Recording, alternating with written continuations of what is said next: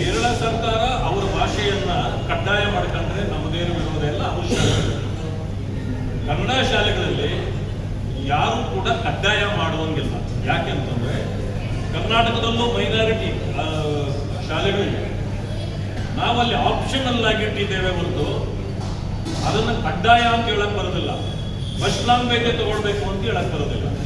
ಹಾಗೆ ಅಲ್ಲಿಯೂ ಕೂಡ ಕನ್ನಡ ಶಾಲೆಗಳಲ್ಲಿ ಆಪ್ಷನಲ್ ಆಗಿ ಒಂದು ಇದು ಮಲಯಾಳಂ ಸಬ್ಜೆಕ್ಟ್ ಅನ್ನು ಕೊಡಬಹುದು. ಅದನ್ನು ಬಿಟ್ಟು ಈ ರೀತಿ ಒತ್ತಾಯ ಮಾಡಿ ಚುನಾವಣೆಗಾಗಿ ಈ ತಂತ್ರಗಾರಿಕೆಯನ್ನು ಮಾಡಲಿಕ್ಕೆ ಕೇರಳ ಸರ್ಕಾರ ಹೊರಟಿದೆ. ಇದು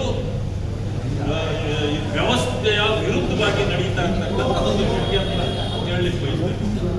ಎರಡನೇದಾಗಿ ಈ ವಿಚಾರದಲ್ಲಿ ಕಾಂಗ್ರೆಸ್ ಸರ್ಕಾರ ಯಾವಾಗಲೂ ಕೂಡ ಕಮ್ಯುನಿಸ್ಟರಿಗೆ ಮಣೆ ಆಗ್ತಕ್ಕಂಥದ್ದನ್ನು ನಾನು ಗಮನಿಸ್ತಾ ಇದ್ದೇನೆ. ಇವತ್ತು ಕೋಗಿಲು ವಿಷಯದಲ್ಲೂ ಕೂಡ ಏನು ಪಿಣರಾಯಿ ವಿಜಯನ್ ಅಲ್ಲಿಂದ ಒಂದು ಗ್ರೂಪ್ ಮಾಡಿ ಕಳಿಸ್ಕೊಟ್ರು, ತಕ್ಷಣ ಅಲ್ಲಿ ಅವರಿಗೆ ಮಣೆ ಆಗ್ತಕ್ಕಂಥ ಕೆಲಸವನ್ನು ಮಾಡಿದ್ರು. ಅವರ ಮಾತುಗಳನ್ನ ಕೇಳಲಿಕ್ಕೆ ಮಾಡಿದ್ರು. ವೇಣುಗೋಪಾಲ್ ಹೇಳಿದ್ದನ್ನು ಕೂಡ ಕೇಳಿದ್ರು. ಅಂದ್ರೆ ಕೇರಳದ ಒತ್ತಡಕ್ಕೆ ಇವರು ಮಣಿದ್ರು ಅಂತಕ್ಕಂಥ ಅಪಾದನೆ ಇವತ್ತು ಕೂಡ ಇದೆ. ಇದರ ಮಧ್ಯದಲ್ಲಿ ನಾನು ಒಂದು ವಿಚಾರವನ್ನು ಗಮನಿಸಿರ್ತಕ್ಕಂಥದ್ದು, ಇವತ್ತು ಕಮ್ಯುನಿಸ್ಟ್ ಅಂತಕ್ಕಂಥದ್ದು ರಾಷ್ಟ್ರದಲ್ಲಿ ಸಂಪೂರ್ಣವಾಗಿ ನಶಿಸಿ ಹೋಗ್ತಿದೆ. ಆದರೆ ಕಾಂಗ್ರೆಸ್ ಕಮ್ಯುನಿಸ್ಟ್ನವರ ಜೊತೆಯಲ್ಲಿ ಸೇರಿ ರಾಜಕಾರಣ ಮಾಡಿ ಕಮ್ಯುನಿಸ್ಟ್ ಏನು ನೀತಿ ಸಿದ್ಧಾಂತಗಳಿದೆಯೋ ಅದು ಕಾಂಗ್ರೆಸ್ ಮೂಲಕ ಈ ದೇಶದ ಮೇಲೆ ಏರ್ಲಿಕ್ಕೆ ನೋಡ್ತಾ ಇದ್ದಾರೆ. ಇದು ಕೂಡ ಒಂದು ತಪ್ಪು ಅನ್ನ ಕಾಂಗ್ರೆಸ್ ಸರ್ಕಾರ ಮಾಡ್ತಾ ಇದೆ. ಆದ್ರಿಂದ ಕಮ್ಯುನಿಸ್ಟ್ನವರ ಮಾತುಗಳಿಗೆ ಕಾಂಗ್ರೆಸ್ ಸರ್ಕಾರ ಇವತ್ತು ಎದುರ್ತಾ ಇದೆ ಅಂತಕ್ಕಂಥ ಮಾತನ್ನು ಹೇಳುತ್ತೆ.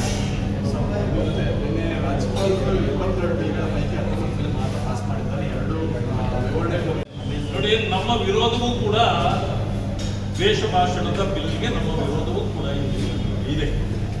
ಆ ಇರೋ ಕಾರಣದಿಂದ ನಾವು ಅವರ ಗಮನ ಸೆಳೆಯತಕ್ಕಂಥ ಕೆಲಸವನ್ನು ಮಾಡಿದ್ದೇವೆ. ಅದು ಒಂದು ಕಡೆ. ಆದರೆ ಈ ಪರಿಶಿಷ್ಟ ಜಾತಿ ವರ್ಗಗಳ ಮೀಸಲಾತಿಯ ಬಿಲ್ಲನ್ನ ದೋಷಗಳಿರುವ ಕಾರಣ ಅದಕ್ಕೆ ಸಮಜಾಯಿಷಿಯನ್ನು ಕೇಳಿದ್ದಾರೆ. ಅದರಲ್ಲಿ ಏನು ನ್ಯೂನತೆಗಳಿದೆ, ಇದನ್ನ ಸುಪ್ರೀಂ ಕೋರ್ಟ್ನ ಅಡಿಯಲ್ಲಿ ಏನು ಆದೇಶಗಳಿದೆಯೋ ಅದನ್ನ ಪಾಲಿಸಿದ್ದೀರಾ? ಒಂದು.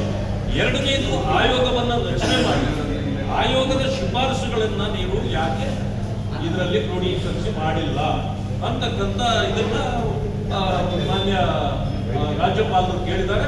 ಅದಕ್ಕೆ ಅವರು ಉತ್ತರ ಕೊಡಬೇಕಾಗುತ್ತೆ.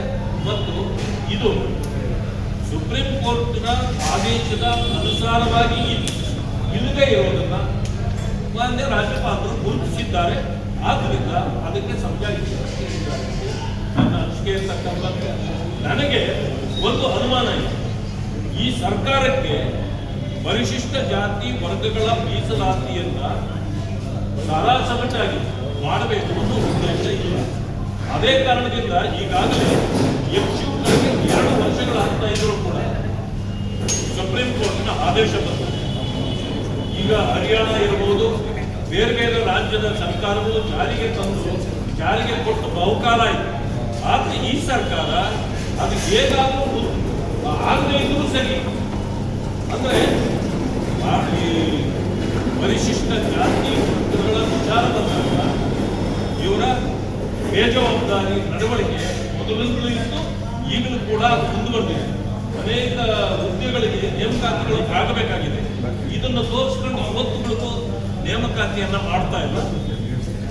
ಅಂದಮೇಲೆ ಇವರಿಗೆ ದಲಿತ ಪರವಾದ ಒಂದು ನಡವಳಿಕೆ ಇಲ್ಲ. ಜೊತೆಗೆ ಮೊದಲಿಂದಲೂ ಕೂಡ ಪರಿಶಿಷ್ಟ ಜಾತಿ ವರ್ಗಗಳ ಒಳ ಮೀಸಲಾತಿಯ ವಿರುದ್ಧವಾಗಿ ಕಾಂಗ್ರೆಸ್ ಇತ್ತು.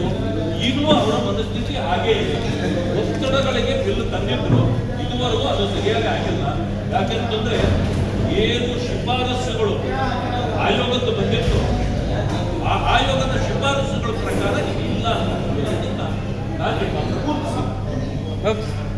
ಹೆಚ್ಚಿನ ವಿಡಿಯೋಗಳಿಗೆ ಪ್ರತಿಧ್ವನಿ ಯೂಟ್ಯೂಬ್ ಚಾನೆಲ್ ಸಬ್ಸ್ಕ್ರೈಬ್ ಮಾಡಿ, ಬೆಲ್ ಐಕಾನ್ ಕ್ಲಿಕ್ ಮಾಡಿ.